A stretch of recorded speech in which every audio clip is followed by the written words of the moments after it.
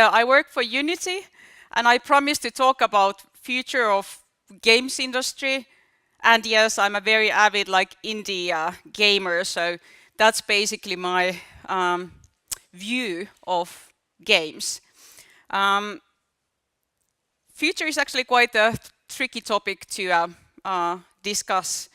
But when I was thinking of coming here and thinking of you and talking to you, I was thinking that what actually makes sense for a group of people that are developing games, and this is also the sort of guiding sort of ribbon bit behind my presentation. So I decided to quote myself in this presentation because it's I can truly stand behind these words. So the point is that yes, we are already creating the future of games industry. Each and every one of us, and many things that happen today have an impact on the way the industry and culture will shape in the future. I find it easy or easier to look back before looking what's actually ahead of us. And why is that? Because often when you think of future, you think of 2020, actually, okay, that's like few years from now, or 2030, that's like many years from now, so anything can happen. But actually, if you take a step back and think of, okay, what has actually happened during the last, for example, 10 years, and reflect that to what might actually happen 10 years from now, that might actually give you a more stronger understanding of what actually are the possibilities, either technically or business-wise or market-wise. So let's do as I suggest, take a look at the past. 10 years ago, where were we? This is actually very important in my opinion when you think of the current games industry, because as you can see here, I guess the most influential thing that happened 10 years ago was this guy here, iPhone. The first iPhone was released, yes, launched for the first time, and that actually had a tremendous impact on the way mobile gaming is and has developed over the years. That was 10 years ago. A lot of things has happened, and the whole actually market has already saturated, so it's quite difficult to find your own spot in the market. What else do we have there? Actually, Google acquired YouTube, well, it was late 2006, but they also acquired 15 other companies during the year of 2007. And actually, YouTube is the only one of those that actually have been growing strongly out of those 15 companies acquired. IBM released the first version of Watson and took a stronger step towards machine learning. And if you have been following the discussion now, today, there is a very strong emphasis on artificial intelligence or machine learning or deep learning. So that basically took way longer for something at least to start to happen a bit in a bigger way. So, for example, compared to the iPhone, we are already in a trouble. There are over 20,000 new games released each month. So, how do you succeed in that on that platform? Facebook was started to grow internationally in 2007. Facebook created social gaming. It came, it went, it's changing all the time. Now they are skewing more towards augmented reality, using different filters or lenses, overlapping camera image in order to create, well, augmented reality. But when you think a bit further, it becomes super difficult to actually know what will be happening and on what phase, as some things that are indicators today just take a bit longer, like machine learning, and some things just happen in a very, very rapid phase, as for example, mobile gaming. So when thinking of, okay, where the future lies, it's always good to try to have some sort of sense of speed in terms of evolution. So as I said, we are already making the future, but then the most clever ones will guess which things will actually take more like major or bigger leaps forward in a shorter period of time, and which technologies take a bit longer or never will find their role. Another angle that I would like to stress here is that it's not only about technology. So there is always certain order how things need to happen in order for something to come out of that. Like iPhone, for example, of course it needed the devices in order for, and technologies like camera technologies and cellular technologies in order for that to come into being. But the point is that there always are like different steps. So even if we have the technologies like virtual reality, for example, nowadays, we are not there yet because there are a few steps to go still. And I think those two steps are that there has to be market pull for something new. So clear understanding or guess that there actually could be some potential of doing something. And then the last step is that actually normal people have to be willingly using new devices. They have to be affordable enough. They have to be accessible enough. One example of this is, for example, Angry Birds and mobile gaming more in general on touch devices. In 2009, when iPhone had been on the market for a few years, there were loads of developers who were eager to figure out like what would be the ideal way of using touch interface on mobile devices.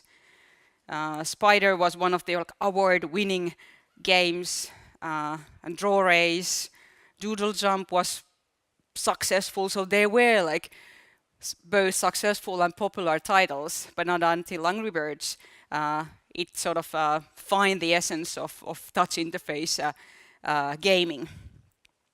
But what also happened was that there were market pools, so basically enough affordable and accessible devices.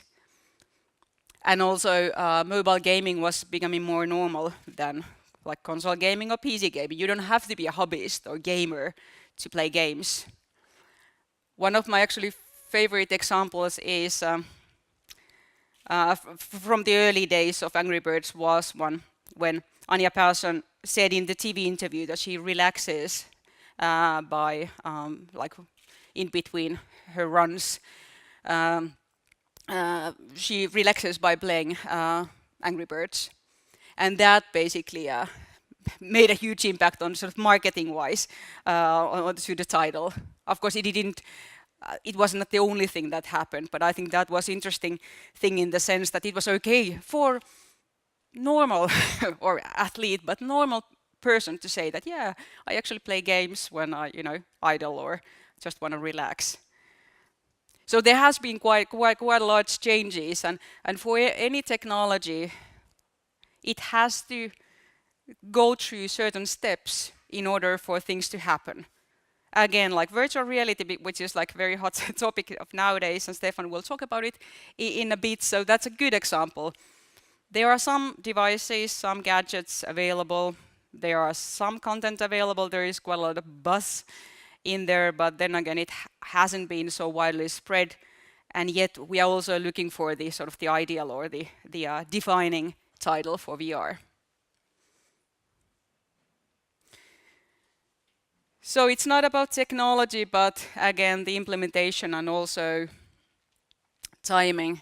So the next example of mine is that often when thinking of something new, or new platform, for example, for gaming, it's like, yeah, that game or this game actually made it the way it is, but that's not actually the point, because often the titles that make the platform or define the platform are not the first ones or not the best ones or not the most original ones.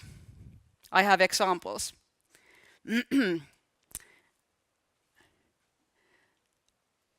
Talking about Facebook gaming, Mafia Wars wasn't the first Facebook game, but it was the first one that basically nailed the social gaming aspect and started to grow virally. So yes, of course, like Farmville and all of those are way bigger titles, but this particular game basically nailed the what's actually social gaming on Facebook and why everyone should be playing on Facebook. Online massively multiplayer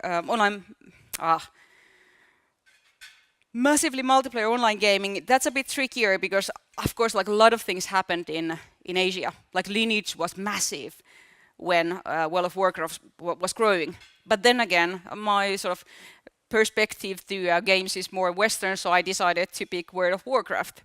There were EverQuest and many online games available. Ultima Online was very successful in the sense of engaging the players, but it wasn't that massive. So World of Warcraft was the first one that basically nailed, the way of playing online with tons of other people. Angry Birds for touchscreen mobile gaming. Pokemon Go, yeah, well, definitely not a bug-free title, but and not a fantastic game. But it basically did what many others tried before. I've done like AR game like 10 years ago. Where is it? And esports is a good example as well. Like there's a lot of like Dota is massive, but basically I would claim that StarCraft was the first one that really pushed like professional gaming into something bigger. And now there are many games that actually are created with an idea that hey, there's an esport. So this is the challenge. I also want to ask you to think, as there are many things that are currently happening, like iWatch, VR games, like both like mobile VR and like room VR. So there's different variations on that, different utility gaming or learning games or XR games or games that do something else than just entertain. So there's a lot of room for something new. But so far, we don't have those like defining titles or signature titles for those platforms or types of gaming. What makes the future hard for you and for us is that no matter if you are big or small or indie or mainstream, it's hard. Thanks to Unity, we have democratized game development, so many actually can and are sort of able to create games. But we are not responsible that there are so many good games. so of course the culture has evolved, and there's a lot of challenges. So when thinking of as a game developer, like okay, so different platforms, different technologies, what to think of. These are my tips to you. First of all, I don't think platform is no longer either or. So before, when developing games, we were basically focusing on downloadable online games or browser-based online games or PC games, console games, mobile games. But now it's not that crystal clear anymore. So you can basically create a mobile game which has aspects of connectivity or different online aspects. It can be like live ops type of events or community actions. For example, Clash Royale was or is trying to. It's a mobile game, but it's trying to be also esports. Yes, it's difficult, but basically you can be basically both of those. And they are like different combos of different platforms, like mobile VR, for example. Yeah, it's mobile, but it's also like virtual reality. So that's one thing to think of when you may be pondering, like, does it make sense to create yet another mobile game or something else? It's not that crystal clear. The other thing is that it's not only about the technologies. So yeah, you need market and you need users and all that. But I would say that currently there's a lot of emphasis on services. And what I mean by that, many games are currently done so that you constantly update and improve and add something. So either like DLCs on console world or mobile games where you basically incrementally release new versions and try to keep the players engaged. Often you need analytics, that's another service. Or you might need some tools for the development. Again, that's a service. You might want to create something to drive the visibility or grow the player base. For example, by utilizing different tools that are not at the core of your development, but something add-ons. One of my favorite example is Snapchat's lenses or Facebook groups, different sort of filters that you basically can add different assets or filters on top of a camera image. That's not the core of the service, it's sort of a gimmick, but still that's another service layer that can be added to games as well. So if a game has a character, that could be one way of driving the visibility, aka marketing. So there is a lot of those, and of course different ways to drive user acquisition and virality. So community features, live ops, events.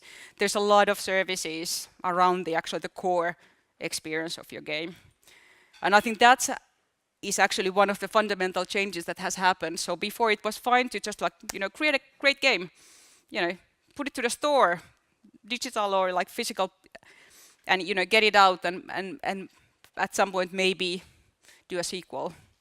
But now this whole structure is very different. Third thing is focus on core. So with this slide, I don't mean that you should use Unity for everything, but basically think what actually is the core. As nowadays, you do not have to do everything yourself. Way back, you actually had to do your own engine and create basically everything from the grassroots level. But nowadays, you don't have to do that. In order to succeed, it's actually wiser to figure out, okay, what's the sort of the unique selling point or the thing that's gonna make players to find your game or gonna make the your game special. And just focus on that and utilize whatever is provided as well. It's full of different tools that could actually help you to succeed on that core thing. Last thing is, what's your target? So this actually has a big impact when you think of okay, what type of game do I actually want to create? I think the problem in Finland is that we are too commercial.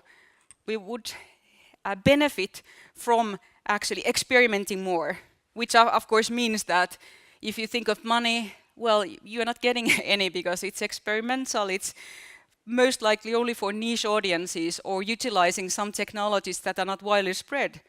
But then again, that can actually make a huge impact on the way the market or the culture is forming.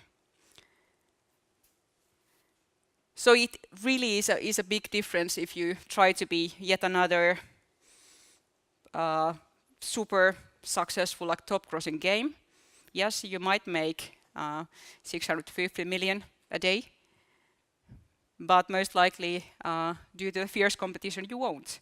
So that's always the balance, like, what do you actually try to achieve? The only quote, not from me. If you book them, they will come. So based on those, I try to give you sort of examples, like, why I think you should actually, instead of think of what happens like after 2 years, you should figure out, okay, what actually is already happening in order for certain steps to take place. And of course, then you have to think of like what's your goal in development? Like, do you want to revolutionize the games in a certain platform, or do you want to make the next big title on any platform or something else? And how do you make that success the best way possible? So what actually you should be doing, why you actually not should be doing because of the market that it is currently. So basically, you can utilize different tools and ways, services to support your development. So as a conclusion, again, like 3 things. When creating projects, always think of scope. I'm a product person, so I'm always like thinking of, the scope is about, what's in the market, what's my goal, what the customers like, what type of features should I create, or different functions should I include in the product or game I'm creating. And this is actually also like very critical, because often when you think of like, let's make the next, like the most awesome augmented reality title, you can easily focus just on like, let's use mobile device and maybe the camera, and then we have Pokemon, but let's change the characters or something like that. So you can easily either skew to something that's already there, or there you can basically be all over the place. So scope is very important. Stick with what you think is the direction to go. Then the goal, as I said, it's very different if you want to revolutionize the industry or do yet another or next big thing. So consider what are you actually after. And one thing that has a major impact on the user acquisition or the spread of your title that you are creating is, of course, technology. So which platform do you choose? If you choose VR, you're basically there. So you have those few enthusiasts that might try your game. If you release a game for a mobile platform, there are millions and millions of mobile users. I don't say that it's easier to reach them, but of course the distribution is very different. So there's App Store. You can basically get to the global marketplaces like that. And there are people that are willing to try out some games and even have the devices for that. So scope, goal, and distribution, all of these actually have a major impact on also the forms of things you're working on. So all in all, when talking about future technology, the old things don't just go away. They are still console games, PC games, online games, different browser-based games, mobile games, so handheld consoles, whatnot. So there are different options available. Then it's more about what do you want to achieve? Do you want to create something new, create something successful, or try to combine both of those? And then we come to the question of, okay, what actually is the right time to do something? And I think one of the most exciting things that is currently happening is both virtual reality and augmented reality games.